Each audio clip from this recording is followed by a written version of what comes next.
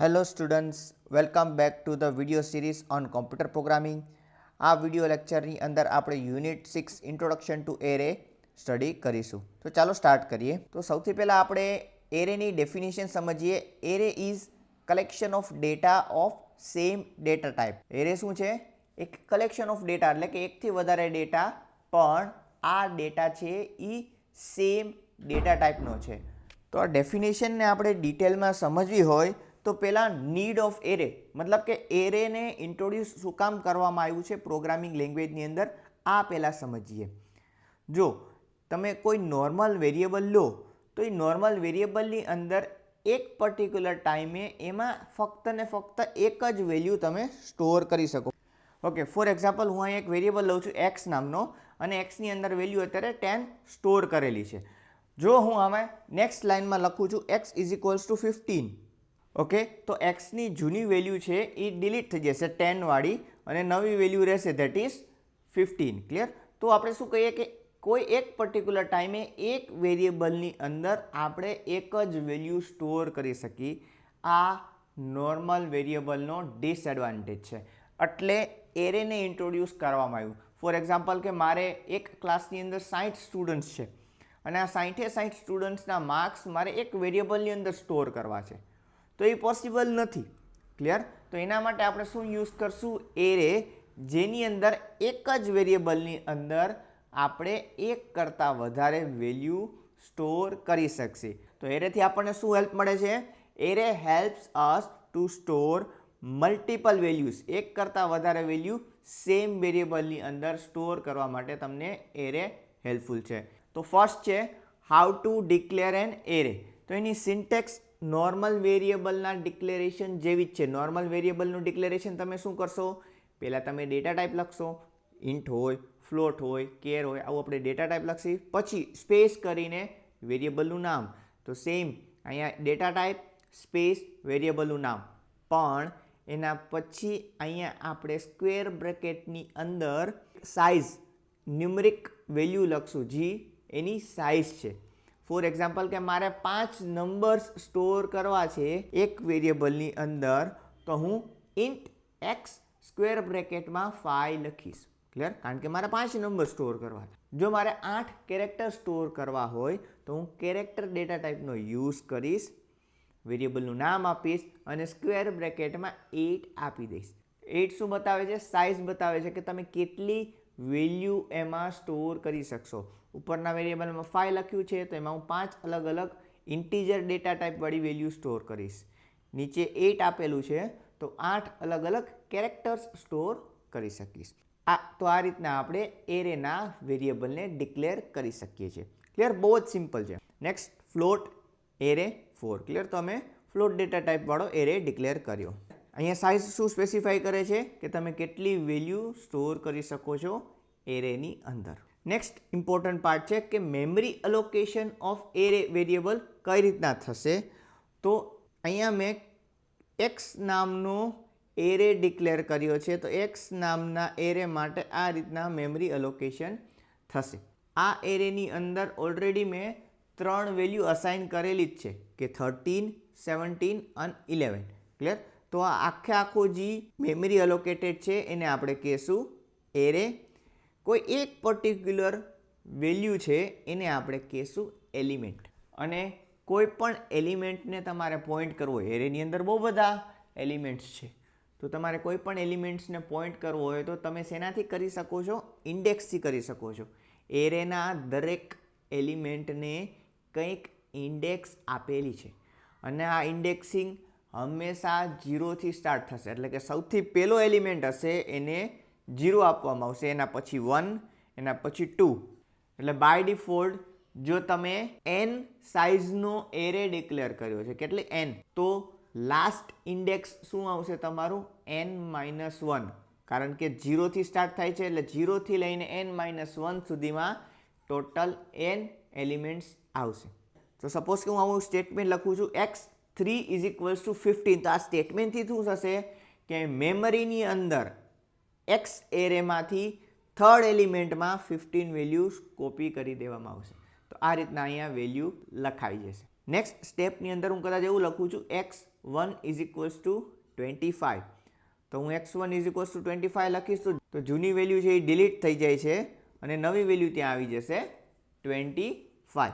Okay, next memory allocation to array variable. હવે જ્યારે પણ તમે એરેનો વેરિયેબલ ડિક્લેર કરો ત્યારે એ પર્ટિક્યુલર એરેના વેરિયેબલ માટે મેમરી અલોકેશન થાય છે. તો અહીંયા ફર્સ્ટ લાઇનની અંદર મેં ઇન્ટ a3 આ પ્રકારે એક વેરિયેબલ ડિક્લેર કર્યું છે. હવે આપણને ખબર છે કે ઇન્ટીજર વેરિયેબલ છે એના માટે 32 બીટ કમ્પાઇલરની અંદર 4 બાઇટ્સ મેમરી અલોકેટ થાય છે. તો અહીંયા મેં એરે 3ની સાઇઝનો ડિક્લેર કર્યો એટલે કેટલા ઇન્ટીજર વેલ્યુ સ્ટોર થશે 1, 2 અને 3. તો આ જગ્યાએ આ એરેના વેરિયેબલ માટે 4 multiply by 3 total 12 bytes memory allocate થશે. સેમ વે નેક્સ્ટ એક્ઝામ્પલની અંદર ઇન્ટીજર b10. તો આ જગ્યાએ મેં 10ની સાઇઝનો એરે ડિક્લેર કર્યો છે. તો 10 multiply by size of integer. તો ઇન્ટીજરની સાઇઝ કેટલી છે 32 બીટમાં 4 બાઇટ્સ છે. તો 10 multiply by 4 40 bytes memory allocate થશે. સેમ વે જ્યારે તમે ફ્લોટનો એરે ડિક્લેર કરશો 4 એલિમેન્ટ્સ સાઇઝ મેં 4 આપી છે તો 4 મલ્ટીપ્લાય બાય 4 ફ્લોટમાં પણ 4 બાઇટ્સ જોઈએ છે તો 16 બાઇટ્સ મેમરી અલોકેટ થશે. એવી રીતના કેરેક્ટર તો એક કેરેક્ટર માટે 1 બાઇટ છે 8ની સાઇઝનો એરે ડિક્લેર કરશો તો 8 multiply by 1 8 bytes memory allocate થશે. ડબલ માટે એક એલિમેન્ટ માટે 8 બાઇટ તો અહીંયા 5ની સાઇઝનો એરે છે તો 5 8 જા 40 બાઇટ્સ મેમરી અલોકેટ થશે. ઇન કેસ તમારે કેટલી મેમરી અલોકેટ થઈ છે એ પ્રિન્ટ કરાવી છે તો એના માટેનું સ્ટેટમેન્ટ છે પ્રિન્ટ એફ ડબલ કોટ્સની અંદર %d અને સાઇઝ ઓફ સર્કલ બ્રેકેટમાં એરે વેરિયેબલનું નામ એ હોય તો એ બી હોય તો બી. ઓકે, નેક્સ્ટ ઇમ્પોર્ટન્ટ પાર્ટ છે એરેની અંદર that is initialization of array. તો અહીંયા આપણે બે ટાઈપના ઇનિશિયલાઇઝેશન જોશું. એક છે કમ્પાઇલ ટાઈમ ઇનિશિયલાઇઝેશન અને બીજું છે રન ટાઈમ ઇનિશિયલાઇઝેશન. તો કમ્પાઇલ ટાઈમ ઇનિશિયલાઇઝેશન શું છે કે you can initialize array variables while declaring an array. જ્યારે તમે એરેને ડિક્લેર કરો છો, આપણે હમણાં જ જોયું કે એરેને ડિક્લેર કઈ રીતના કરાય. તો એરેને ડિક્લેર કરવાના ટાઈમે જો તમે ઇક્વલ્સ ટુ કરીને કંઈક એરેને વેલ્યુ આપી દો છો તો એને કહેવામાં આવે છે compile time initialization. Compile time ઇનિશિયલાઇઝેશનનું બીજું નામ સ્ટેટિક ઇનિશિયલાઇઝેશન છે. તો એક્ઝામ્પલ લઈએ. ઇન્ટ એ સ્ક્વેર બ્રેકેટની અંદર 3 મતલબ અહીંયા મેં 3ની સાઇઝનો એક એરે વેરિયેબલ ડિક્લેર કર્યો છે અને હું ઇક્વલ્સ ટુ કરીને કર્લી બ્રેકેટમાં 3 અલગ અલગ વેલ્યુ આપી દઉં છું 10, 20 અને 30. તો આને કહેશું આપણે કમ્પાઇલ ટાઈમ ઇનિશિયલાઇઝેશન. ખાસ ધ્યાન રાખજો મિત્રો કે તમારે કર્લી બ્રેકેટની અંદર કરવાનું છે ઇનિશિયલાઇઝેશન. ડાયરેક્ટલી 10, 20, 30 લખશો તો નહીં ચાલે. કર્લી બ્રેકેટ તમારે યુઝ કરવું પડશે, બીજા કોઈ પણ બ્રેકેટ નહીં ચાલે. હજી એક આપણે એક્ઝામ્પલ લઈ લઈએ. ઇન્ટ બી સ્ક્વેર બ્રેકેટમાં 10 મેં અહીંયા 10ની સાઇઝનો એરે ડિક્લેર કર્યો છે. ઇક્વલ્સ ટુ કરીને હું 5 અલગ અલગ વેલ્યુ આપું છું તો આવું ચાલે? તો હા, આવું ચાલે. ક્લિયર? તમે અગર મોટી સાઇઝનો એરે ડિક્લેર કરો છો અને ઓછી વેલ્યુ આપો છો તો કોઈ જ પ્રોબ્લેમ નથી. 10ની સાઇઝનો એરે છે એમાં 5 વેલ્યુ ઇનિશિયલાઇઝ કરો છો, બાકીની 5 નથી કરતા, ઓકે ચાલે, નો ઇશ્યુ. પણ આનું ઉલટું ના કરી શકો કે 5ની સાઇઝનો એરે ડિક્લેર કરો અને એમાં 10 વેલ્યુ આપો, ના, તો તમને કમ્પાઇલર એરર આપશે. નેક્સ્ટ હું એક ફ્લોટ એરે ડિક્લેર કરું છું ઓફ સાઇઝ 4. 4ની સાઇઝનો ફ્લોટનો એક એરે ડિક્લેર કરું છું અને એમાં 4 અલગ અલગ વેલ્યુ આપું છું. Okay, simple. આ રીતના તો આપણે કરી જ શકીએ. જો તમે કોઈ કેરેક્ટરવાળો એરે ડિક્લેર કરો, ક્લિયર, અહીંયા મેં કેરેક્ટરનો એરે ડિક્લેર કર્યો છે સાઇઝ 8નો, તો એમાં તમને બે ઓપ્શન છે ઇનિશિયલાઇઝેશન માટે. એક તો ડબલ કોટ્સ કરીને આખું એક સ્ટ્રિંગ લખી શકો. સ્ટ્રિંગ કોને કહેવાય? એકથી વધારે કેરેક્ટર્સ હોય તો એને સ્ટ્રિંગ કહેવાય. ક્લિયર? તો અહીંયા મેં વિરાટ, એમાં 5 કેરેક્ટર્સ છે, 5 કેરેક્ટર્સથી આપણો વિરાટ નામ બનેલું છે. ક્લિયર? તો હું ડબલ કોટ્સમાં આખું નામ સાથે આપી શકું, તો આ પણ વેલિડ છે. અહીંયા મારે કર્લી બ્રેસીસ કરવાની જરૂર નથી. પણ જો તમે કર્લી બ્રેસીસ યુઝ કરીને કરવા માંગો તો એના માટે તમને આ ઓપ્શન પણ અવેલેબલ છે, જે આપણે ઉપર જોયું એના જેવું જ છે. પણ અહીંયા સિંગલ કેરેક્ટરમાં તમારે સિંગલ કોટ કરવાનું રહેશે. આખું નામ સાથે આપવું હોય તો ડબલ કોટ્સમાં વિધાઉટ કર્લી બ્રેસીસ. એક કેરેક્ટર્સ આપવા હોય તો સિંગલ કોટમાં એક કેરેક્ટર આપવાના અને કોમાથી સેપરેટ કરતું જવાનું. અહીંયા પણ 8ની સાઇઝનો એરે છે પણ હું 5 જ કેરેક્ટર આપું છું તો આવું ચાલે. નેક્સ્ટ છે તમારું run time initialization of array. તો જ્યારે પણ તમે એરેની વેલ્યુ ડિક્લેરેશન વખતે ના આપીને યુઝર પાસેથી સ્કેન કરીને લ્યો છો, સ્કેનએફ કરીને લ્યો છો, ત્યારે આપણે એને કહેશું run time initialization of array. હવે એવું જરૂરી નથી કે તમે એરે ડિક્લેર કરો તો ઇક્વલ્સ ટુ કરીને કર્લી બ્રેકેટમાં એની વેલ્યુ આપવી જ પડે. ના, તમે યુઝર પાસેથી પણ આ બધી વેલ્યુ લઈ શકો છો. તો યુઝર પાસેથી વેલ્યુ લેવા માટે આપણે સ્કેનએફ ફંક્શનનો ઉપયોગ કરીએ તો આને કહેવામાં આવે છે run time initialization of array, or આને ડાયનામિક ઇનિશિયલાઇઝેશન ઓફ એરે પણ કહીએ છીએ. તો આ કઈ રીતના થાય છે એ આપણે નેક્સ્ટ સ્લાઇડમાં આપણે જે એક્ઝામ્પલ સ્ટડી કરશું એમાં જોશું કે કઈ રીતના થાય. ઓકે, તો ચાલો આપણે એરેના એક્ઝામ્પલ્સ જોઈ લઈએ. Write a C program to declare array of size 5. આપણે 5ની સાઇઝનો એક એરે ડિક્લેર કરવાનો છે અને read 5 values from the user. 5 values આપણે યુઝર પાસેથી લેવાની છે એટલે યુઝિંગ સ્કેનએફ ફંક્શન, અને આ વેલ્યુને આપણે પ્રિન્ટ કરવાની છે. તો આપણો ફર્સ્ટ એક્ઝામ્પલ છે. તો ચાલો આપણે કમ્પાઇલરમાં પ્રોગ્રામ એક્ઝિક્યુટ કરીએ. ઓકે, તો અહીંયા મેં ઓલરેડી એક 5ની સાઇઝનો એરે ડિક્લેર કરી દીધો છે. નેક્સ્ટ મારે કામ શું કરવાનું છે? આ વેલ્યુઝ યુઝર પાસેથી રીડ કરવાની છે. હવે મારે આ વેલ્યુઝ યુઝર પાસેથી રીડ કરવું હોય તો મારે સ્કેનએફ ફંક્શનનો ઉપયોગ કરવો છે. મારે અહીંયા કેટલી વેલ્યુઝ રીડ કરાવી છે? તો કે એરેના કેટલા એલિમેન્ટ્સ છે? 5. તો 5 વેલ્યુઝ રીડ કરાવી છે. તો મતલબ કે સ્કેનએફ ફંક્શન મારે રિપીટેડ ઉપયોગ કરવાનો છે. તો યાદ કરો, આની પહેલાંના યુનિટમાં મેં તમને કીધેલું કે જો તમારે કોઈ પર્ટિક્યુલર એક કામ રિપીટેડ કરવું હોય તો તમે શેનો યુઝ કરી શકો છો? લૂપનો ઉપયોગ કરી શકો છો. તો અહીંયા હું સ્કેનએફ લૂપની અંદર લખીશ. કારણ કે મારે 5 વેલ્યુ યુઝર પાસેથી લેવાની છે. તો હું સ્કેનએફ ફંક્શન લૂપની અંદર એક જ વાર લખીશ અને લૂપ 5 વાર રોટેટ થશે.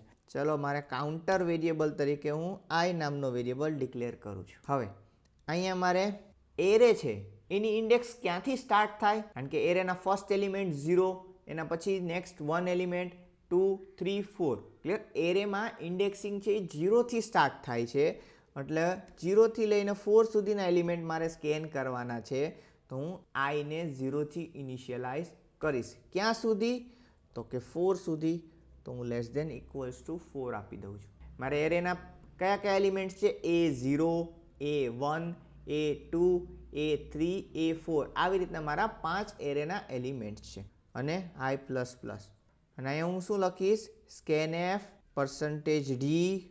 એન્ડ આ એક ઇમ્પોર્ટન્ટ પોઈન્ટ છે કે તમે નોર્મલ વેરિયેબલ સ્કેન કરતા હોય તો તમે શું લખો? એ વેરિયેબલનું નામ લેટ્સ સે n યુઝ કરતા હોય તો n, a યુઝ કરતા હોય તો a. પણ આ નોર્મલ વેરિયેબલ નથી, આ એરે વેરિયેબલ છે. તો એરે વેરિયેબલમાં ખાલી તમે વેરિયેબલનું નામ ના લખી શકો, તમારે સ્ક્વેર બ્રેકેટની અંદર ઇન્ડેક્સ કહેવું પડશે કે તમે કયો એલિમેન્ટ સ્કેન કરાવવા માંગો છો. આખો એરે એકસાથે સ્કેન ના થાય. એરેના એક એલિમેન્ટ સ્કેન થઈ શકે છે. કયો એલિમેન્ટ તમે સ્કેન કરાવવા માંગો છો? તો સૌથી પહેલાં હું 0 વાળો એલિમેન્ટ સ્કેન કરાવીશ, એના પછી 1 વાળો, એના પછી 2 વાળો, એના પછી 3 વાળો. તો હું અહીંયા સ્ક્વેર બ્રેકેટમાં કોઈ વેલ્યુ નહીં લખું પણ એક વેરિયેબલ લખીશ. કયો વેરિયેબલ? એ વેરિયેબલ છે મારો આઈ, કારણ કે આઈની વેલ્યુ અત્યારે 0 છે. નેક્સ્ટ ટાઈમ I++ થશે તો આઈની વેલ્યુ થઈ જશે 1. પાછું I++ થશે તો આઈની વેલ્યુ થઈ જશે 2. પાછું I++ થશે તો આઈની વેલ્યુ થઈ જશે 3. ક્લિયર? એટલે આપણે અહીંયા સ્કેનએફમાં લખશું %d, એન્ડ ai. ઓકે, આ કરતા પહેલા હું એક પ્રિન્ટએફ સ્ટેટમેન્ટ યુઝરને આપી દઉં એટલે યુઝરને ખબર પડે કે ભાઈ સ્કેનએફમાં શું આપવાનું છે. તો એન્ટર 5 નંબર્સ. ક્લિયર? આપણે 5 નંબર સ્કેન કરવાના છે એટલે હું પ્રિન્ટએફમાં લખી નાખું છું એન્ટર 5 નંબર્સ. આ 5 વેલ્યુ યુઝર પાસેથી લીધા પછી read 5 values from the user. ચલો, 2 કામ આપણા પૂરા થઈ ગયા. આપણે 5ની સાઇઝનો એરે પણ ડિક્લેર કરી દીધો અને 5 વેલ્યુ યુઝર પાસેથી લઈ લીધી. એના પછી નેક્સ્ટ કામ શું કરવાનું છે? મારે આ જે એલિમેન્ટ્સ આવ્યા છે એને પ્રિન્ટ કરવાનું. તો કેટલા એલિમેન્ટ્સ મેં લીધા? 5. 5 એલિમેન્ટ્સને મારે પ્રિન્ટ કરવા હોય તો મારે 5 વાર પ્રિન્ટએફ લખવું પડે. તો 5 વાર પ્રિન્ટએફ ન લખવું હોય તો રિપીટેડ ટાસ્ક માટે તમે શું યુઝ કરી શકો છો? લૂપ આપણે અગેન પ્રિન્ટ કરવા માટે પણ લૂપનો ઉપયોગ કરશું. તો અહીંયા હું 4 ક્યાંથી ક્યાં સુધીના એલિમેન્ટ્સ પ્રિન્ટ કરવાના છે તો કે A0 થી લઈને A4 સુધીના. તો અગેન હું I ને 0 થી ઇનિશિયલાઇઝ કરીશ અને less than equals to 4 I plus plus same જે તમે સ્કેનએફ માટે લૂપ યુઝ કરી હતી એક્ઝેક્ટલી એવી જ લૂપ આપણે પ્રિન્ટ માટે આવશે. અને ખાલી ચેન્જ શું થયું તો કે વાં સ્કેનએફ કર્યું તો અહીંયા હું પ્રિન્ટએફ કરું છું. %d તમે ડાયરેક્ટલી અગેન વેરિયેબલનું નામ નહીં લખી શકો તો અહીંયા એ અને સ્ક્વેર બ્રેકેટમાં તમારે ઇન્ડેક્સ લખવાની રહેશે એટલે AI. તો ચાલો આપણે પ્રોગ્રામને રન કરીએ. 10 12 15 17 11.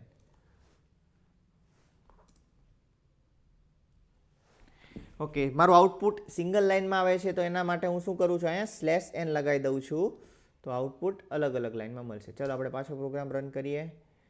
5 3 2 7 9 ક્લિયર. તો 5 3 2 7 8 તમને દરેક એલિમેન્ટ અલગ લાઇનમાં અમે ડિસ્પ્લે થાય છે. ક્લિયર. તો આ રીતના તમે એરેના વેરિયેબલને ડિક્લેર કરો, એમાં વેલ્યુ ઇન્સર્ટ કરાવો એટલે કે ઇનિશિયલાઇઝ કરાવો અને એ એરેને વેલ્યુને પ્રિન્ટ આ રીતના તમે કરી શકો છો. તો ચાલો આપણે એક નેક્સ્ટ પ્રોગ્રામ ટ્રાય કરીએ. નેક્સ્ટ પ્રોગ્રામ શું છે? Write a C program to declare array of size 5. આપણે ઓલરેડી કરી દીધો છે. Read 5 values from the user. આ આપણે ઓલરેડી જોઈ લીધું છે તો ચાલો એ ફટાફટ કરી લઈએ. ઇન્ટીજર I પછી પ્રિન્ટએફ એન્ટર 5 નંબર્સ અને 5 વેલ્યુ મારે યુઝર પાસેથી લેવી છે એટલે 5 વાર સ્કેન કરવું છે એટલે હું લૂપની અંદર લખું છું I less than equals to 4 I plus plus. લૂપની અંદર આપણે એક સ્કેનએફ સ્ટેટમેન્ટ લખી નાખશું. ખાસ અહીંયા ધ્યાન રાખજો કે તમારે એન્ડ એ નથી લખવાનું પણ ઇન્ડેક્સ આપવાની છે અને ઇન્ડેક્સ હંમેશા I રહેશે કારણ કે આઈની વેલ્યુ 0 થી 4 ચેન્જ થતી રહેશે. પહેલાં આઈની વેલ્યુ 0 પછી I પ્લસ પ્લસ એટલે આઈની વેલ્યુ 1 આ રીતના ચેન્જ થશે. ઓકે, તો આ બે કામ ઓલરેડી આપણે કરી દીધા છે. Read 5 value from the user આટલે સુધી આપણે કમ્પ્લીટ. નેક્સ્ટ કામ છે print array elements in reverse order. મતલબ તમે જે એરેના એલિમેન્ટ્સમાં ઇન્સર્ટ કર્યું છે લેટ્સ સે પહેલાં તમે 10 20 30 40 50 આપ્યું છે. હવે આને પ્રિન્ટ કરવા ટાઈમે પહેલાં 50 આવવું જોઈએ, પછી 40, પછી 30, પછી 20, પછી 10. રિવર્સ ઓર્ડરમાં આપણે પ્રિન્ટ કરાવવાનું. તો રિવર્સ ઓર્ડરમાં જો પ્રિન્ટ કરવું હોય એનો મતલબ શું છે કે તમારે સૌથી પહેલો એલિમેન્ટ કયો પ્રિન્ટ કરાવવો છે તો કે સૌથી પહેલાં મારે A4 કરાવવો છે, એના પછી મારે A3 કરાવવું છે, એના પછી મારે A2 એલિમેન્ટ કરાવવો છે, એના પછી A1 અને લાસ્ટમાં મારે A0th એલિમેન્ટ પ્રિન્ટ કરાવવો છે. આ સિક્વન્સમાં મારે એરેને પ્રિન્ટ કરાવવો છે. તો અહીંયા પણ પ્રિન્ટ માટે હું લૂપ તો લઈશ પણ આ લૂપમાં સૌથી પહેલાં કોને પ્રિન્ટ કરવો છે તો કે A4. તો હું I ને 4 થી ઇનિશિયલાઇઝ કરી દઈશ. સિમ્પલ. ક્લિયર. તમારે A4 સૌથી પહેલાં પ્રિન્ટ કરવું છે તો I ને 4 થી ઇનિશિયલાઇઝ કરો. ક્યાં સુધી પ્રિન્ટ કરવું છે તો કે 0th એલિમેન્ટ સુધી. Okay, simple. આપણે લાસ્ટ મારા વિડીયોમાં તમે જોયું હશે કે ભાઈ લૂપની અંદર કન્ડિશન કઈ રીતના નક્કી થાય તો કે જ્યાં સુધી તમારે પ્રિન્ટ કરવું હોય એના ઉપરથી નક્કી થાય. તો અહીંયા મારે 0 સુધી કરાવવું છે તો I greater than equals to 0 અને અહીંયા મારે 4 પછી 3 3 પછી 2 એટલે ડિક્રીઝ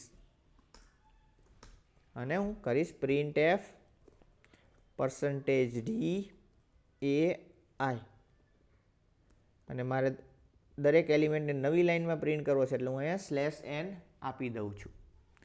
આપણે આને સેવ કરીએ અને હવે રન કરીશું. હું 5 વેલ્યુ આપું છું 10 20 30 40 અને 50 અને તમે જોજો રિવર્સ ઓર્ડરમાં બધી વેલ્યુઝ પ્રિન્ટ થશે. ક્લિયર. 50 40 30 20 ને 10. ઓકે, તો હવે આપણે નેક્સ્ટ પ્રોગ્રામ એરેનો જોઈએ. આ પ્રોગ્રામ શું કહે છે? Write a C program to declare array of size 5. Already આપણે એરે ઓફ સાઇઝ 5 ડિક્લેર કરી દીધો છે. Read 5 values from the user. તો આ સ્ટેટમેન્ટ માટે શું કરવાનું તો કે આ પ્રિન્ટએફ અને સ્કેનએફ જોશે. તો હું કોપી કરીને અહીંયા પેસ્ટ કરી દઉં છું.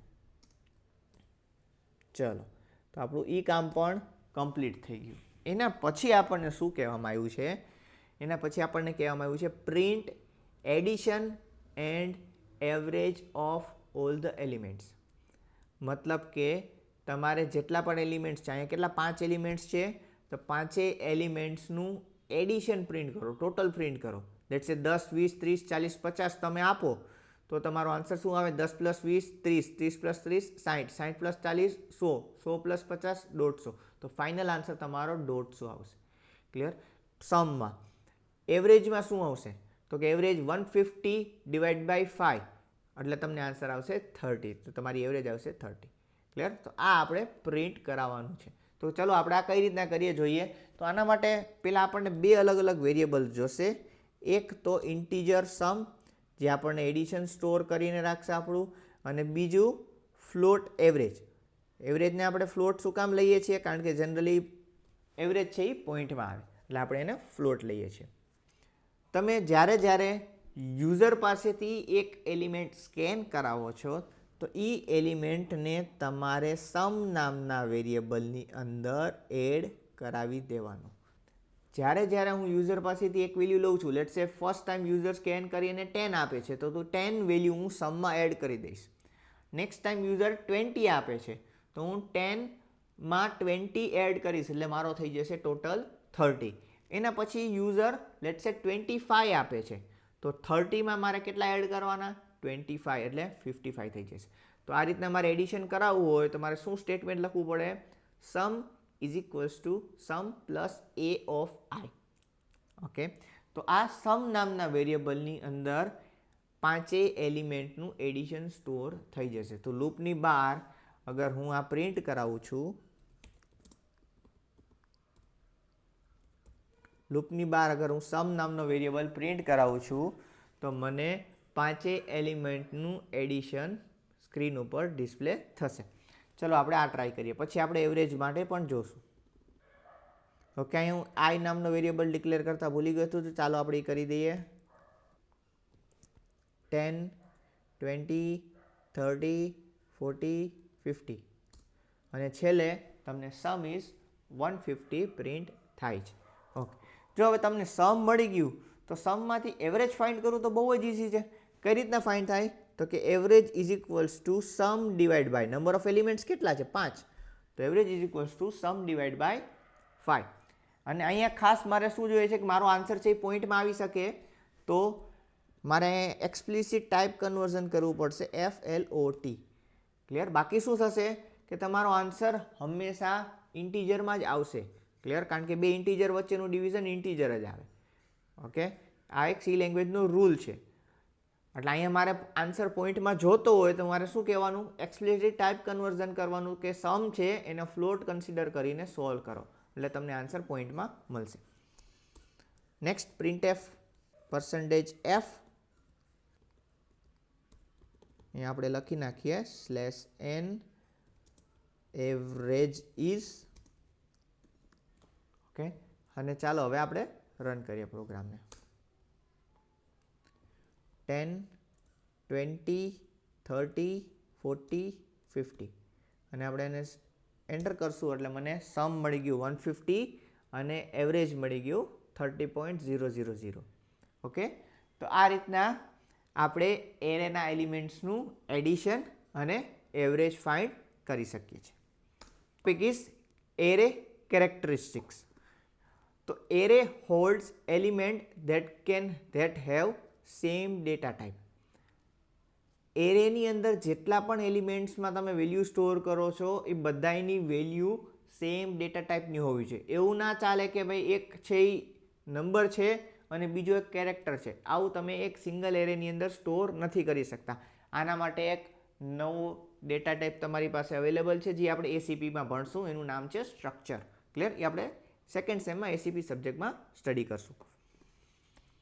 Array elements are stored in subsequent memory location. આનો મતલબ શું છે કે જ્યારે પણ તમે એરે ડિક્લેર કરો છો એના માટે રેમની અંદર તમને મેમરી અલોકેટ થાય. હું 10ની સાઇઝનો એરે ડિક્લેર કરું તો 10 એલિમેન્ટ માટે મેમરી અલોકેટ થશે. અને આ મેમરી કન્ટિન્યુઅસ છે. મતલબ શું કે કન્ટિન્યુઅસલી 10 બ્લોક મને અલોકેટ થાય છે અને 10 બ્લોકમાં લેટ્સ સે મેં ઇન્ટીજર એરે ડિક્લેર કર્યું છે તો 10 બ્લોકમાં હું ઇન્ટીજર વેલ્યુ સ્ટોર કરી શકીશ. Clear? Continuous or you can say subsequent memory allocate થાય છે. એરેનું ઇન્ડેક્સ હંમેશા 0 થી સ્ટાર્ટ થશે. એકવાર જો તમે એરેને ડિક્લેર કરી દો પછી એના સાઇઝ તમે ચેન્જ ના કરી શકો.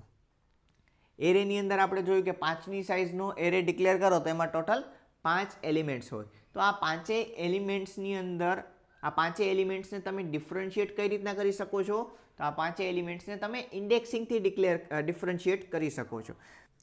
Okay, so with this our unit 6 gets completed. I hope you like my video.